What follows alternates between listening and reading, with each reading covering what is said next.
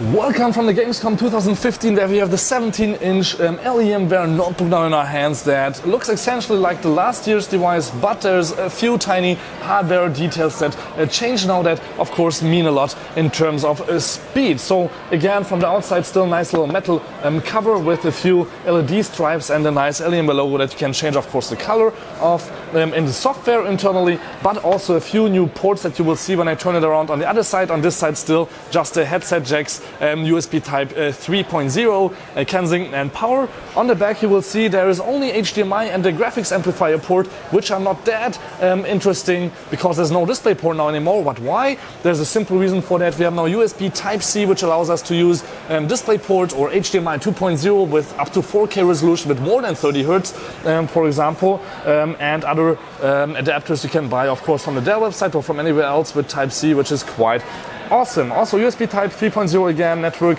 and SD card slot.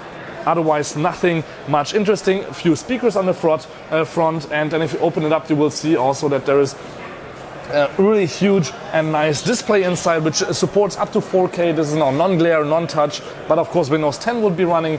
And again a huge keyboard with also on the side a little bit space for your numpad, huge trackpad with separate mouse buttons and on and off switch right here, camera and everything. So nothing again changed there much, but on the bottom for example also RAM and hard drive, and of course Klipsch, like on all Alienware products, is also inside here. So nice little device here. The 17-inch model, but again Skylake inside, so you can even overclock it a little bit better than only Intel would suggest you to overclock it with separate Alienware customized options that are still safe but give you more control over the hardware internally.